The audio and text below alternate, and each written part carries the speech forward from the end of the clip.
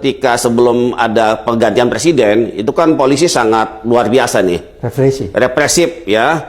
Mendukung penuh aduan. Mendukung penuh, backup betul. Aduan, ya, orang yang nggak mau jual, tangkap, jadikan DPO. Itu waktu presidennya Jokowi ya? Jokowi. Oke. Nah, ketika Prabowo ini, saya melihat bahwa polisi agak jinak. Sudah berubah? Sudah berubah, walaupun belum sepenuhnya, Bang. Oke. Yang pasti, saya lihat indikatornya adalah tidak ada penangkapan. Oke. Tidak ada yang dikriminalisasi. Cari Chandra tidak ditahan, walaupun status tersangka. Kasus saya Didu nggak lanjut. Oke. Saya melihat bahwa polisi pun sudah mulai melihat bahwa ini nggak benar. Oke, berarti bahkan ada beberapa pengakuan dari beberapa teman anggota, mereka juga tertekan. Anggota polisi. Bahkan dia bilang nunggu mukjizat aja ini, nunggu mukjizat. Jadi polisi sebenarnya juga nggak mau dibawa bayang-bayang oligarki PIK 2.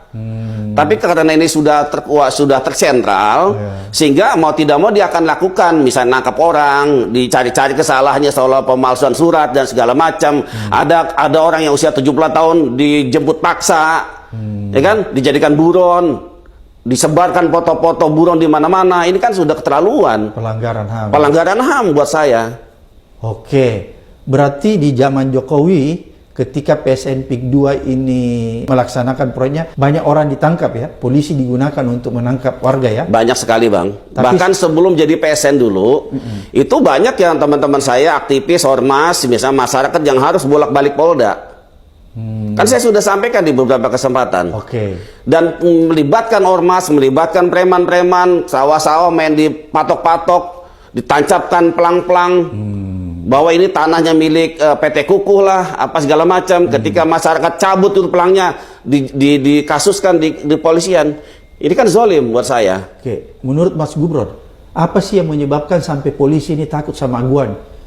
Betul-betul membackup, kan tadi Anda bilang waktu zaman Jokowi itu kan polisinya betul-betul membackup penuh aguan ya? Iya. Sampai aguan itu aja pakai forerunner apa dan lain-lain sebagainya, kemana-mana. Itu kan tidak wajar ya. Kira-kira apa yang menyebabkan sampai polisi itu takut sama aguan? Membackup penuh waktu zaman Jokowi.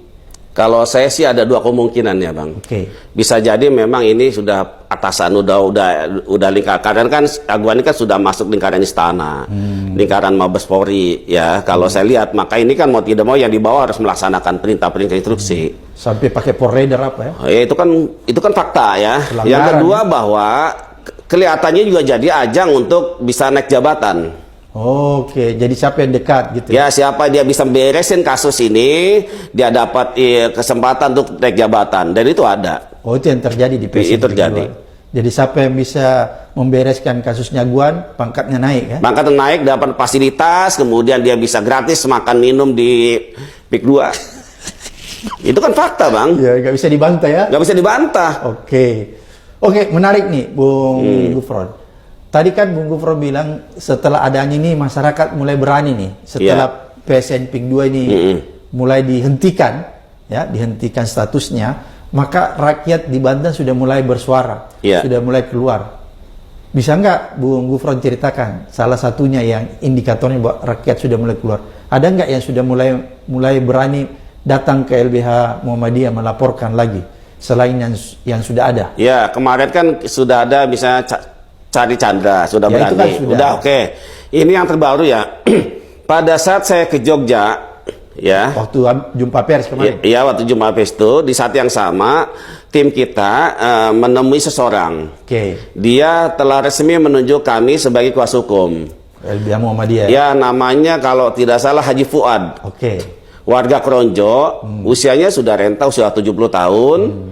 Dia memberikan kuasa penuh kepada LBH PPM Muhammadiyah terkait dengan transaksi jual beli yang sangat tidak seimbang. Bahkan setahu saya Pak Haji Fuad ini pernah juga jadi tersangka, pernah ditahan. Bahkan saya dapat foto, Bang.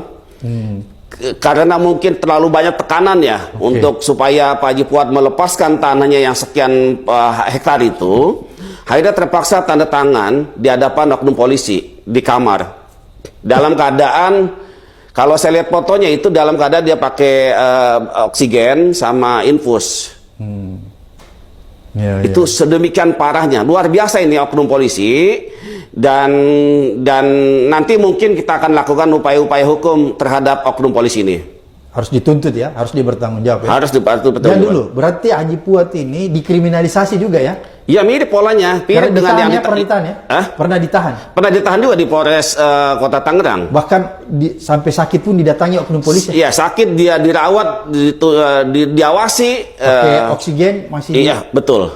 Itu masih ditekan sama oknum polisi. Betul. Bahkan termasuk keluarganya. Itu ada fotonya, ada buktinya? Ada fotonya, dan itu mungkin jadi bahan kami nanti laporan ke Propam. Oke, bahwa ada tindakan kesewenang-wenang yang dilakukan aparat kepolisian terhadap orang di Ini Banten. zalim buat saya. Oke. Ya, saya juga kadang-kadang nggak tega melihat foto itu, orang sakit. Oke. Ya, disodorkan surat, tulisan tangan. Nanti kita tampilkan. Ya, nanti diminta untuk tanda tangan. Saya ada buktinya di saya.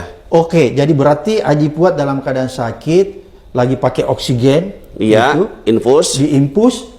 Terus ada oknum polisi di situ yang menekan untuk tanda tangan. Betul. Itu yang terjadi ya? Iya, bahkan sebelum itu ketika ditahanan pun dipaksa untuk tanda tangan.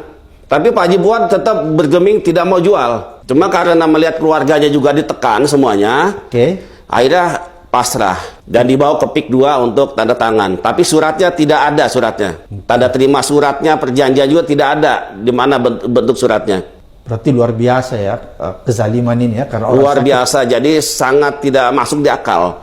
Jadi hukum dijadikan alat untuk memeras, untuk mengkriminalkan orang, tidak melihat usia, tidak melihat ini siapa sosok ini. Jadi gara-gara kasus itulah kemudian warga yang lain juga takut, nggak berani, akhirnya sudah lepas tanah-tanahnya, sawahnya. Karena kan beliau ini kan sosok, bahkan mungkin secara kepemilikan lebih luas. Jadi orang-orang yang punya tanah 1 hektar, 2 hektar, nggak berani, sudah lepas. Karena dia Haji Fuad aja sudah diteror. Apalagi ya, Haji Fuad aja sudah diteror, sudah tersangka, dipenjara, ditahan, dijadikan DPO. Ya.